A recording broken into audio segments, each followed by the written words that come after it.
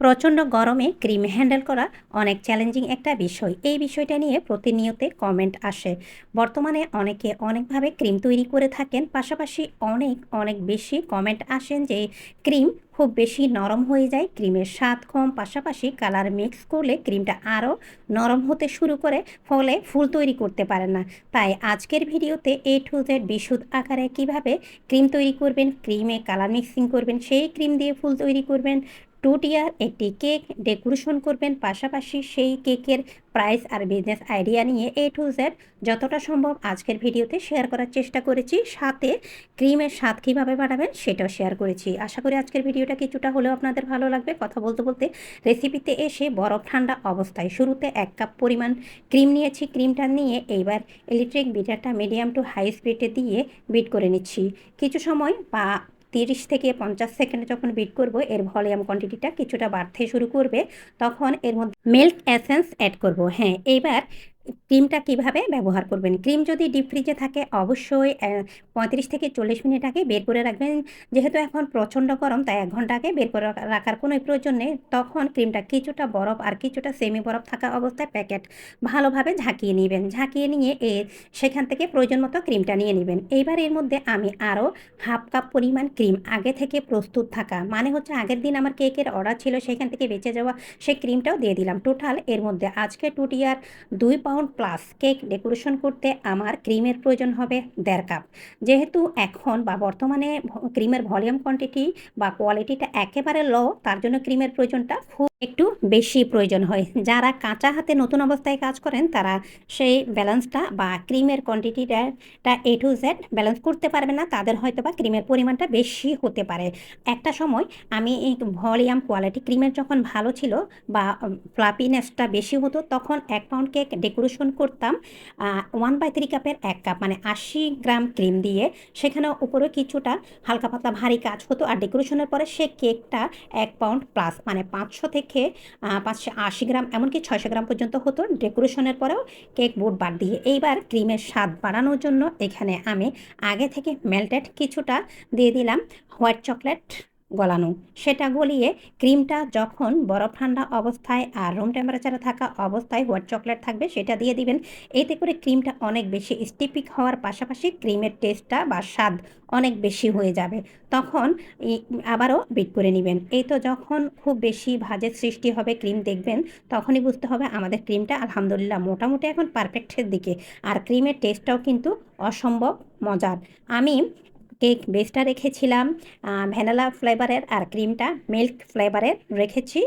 Cream যখন bit করবেন বরফ ঠান্ডা থাকা অবস্থায় বিট করে নিতে হবে, তা না হলে যখন রুম টেম্পারেচার চলে আসবে বলে মনে হবে, তখন কিন্তু চাইলে ক্রিমটা স্টিপিক করতে পারবেন না। সেক্ষেত্রে আরও 10 থেকে 15 মিনিট ডিপ ফ্রিজে রেখে আবারও কিছুটা ঠান্ডা করে আবারও বিট করা শুরু করতে পারেন। এইবার আমাদের ক্রিমটা আলহামদুলিল্লাহ একদম স্টিপিক হয়ে গিয়েছে। এবার চারপাশ থেকে মাঝে এনে ক্রিমটা তারপর আমরা নর্মাল ফ্রিজে আবারও 20 মিনিটের জন্য রেখে দেবো। অনেকেই আপনারা কোয়েশ্চেন করেন যে ক্রিমের মধ্যে কালার মিক্স হলে ক্রিমটা নরম হতে শুরু করে, ফলে আপনারা ফুল করতে পারেন না।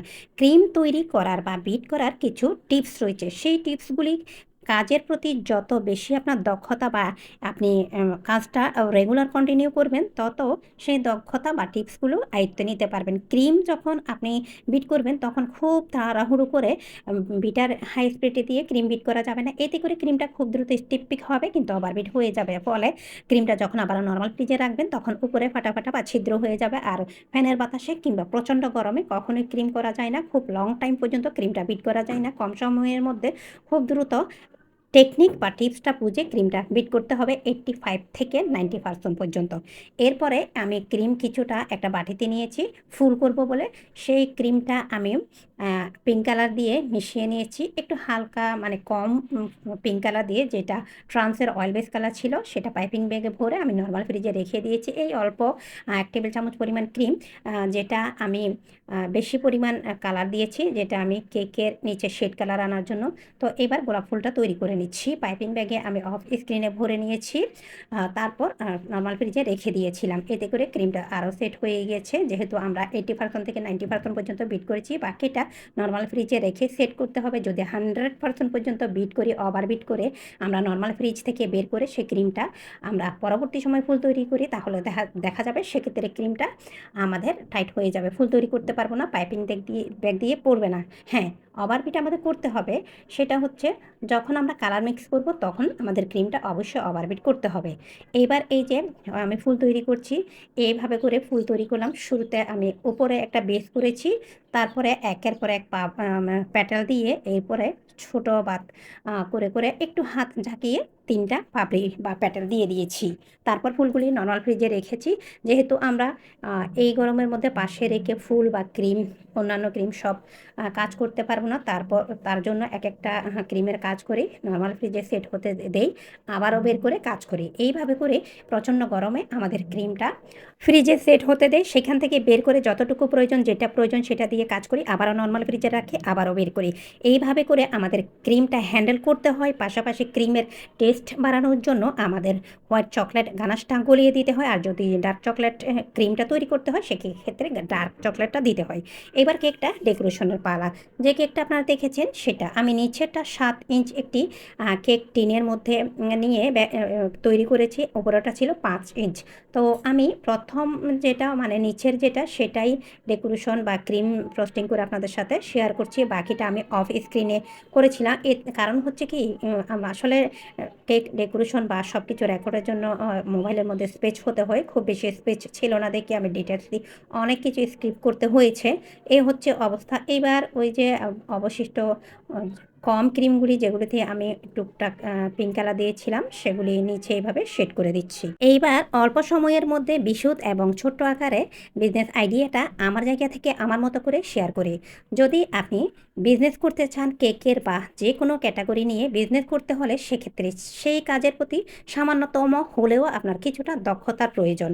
আর বিজনেসের ক্ষেত্রে আমাদের বেকিং প্রোডাক্টের প্রয়োজন। বেকিং প্রোডাক্ট কিন্তু দৈনিক এক একটা ধাপ দিয়ে এর প্রাইসটা বাড়তেই থাকে। তো সেটাও মাথায় রাখতে হবে। প্রয়োজন অনুসারে আপনার বেসিকভাবে কয়েকটা নজেল, কয়েকটা পাইপিং ব্যাগ, পাশাপাশি এই ধরনের টুকটাক বেশি প্রোডাক্ট না কিনে অল্প বা প্রয়োজন মতো প্রোডাক্ট কিনে শুরুতে নিজের খুব ক্লোজ আত্মীয় স্বজনের কাছে টুকটাক সেল করার চেষ্টা করবেন। খুব ভারী কাস্টমাইজ অর্ডার যখন পারবেন না তখন সেটা ইগনোর করার চেষ্টা করবেন, হালকা পাতলা ডেকোরেশনের কাজ নেওয়ার চেষ্টা করবেন।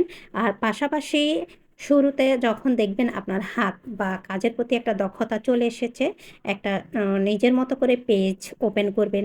তো আস্তে আস্তে সেই পেজে আপনার লোগো কিংবা স্টিকার বা আপনার কেকের যে সকল রেসিপি ছবি থাকবে সেগুলো আপলোড করার চেষ্টা করবেন।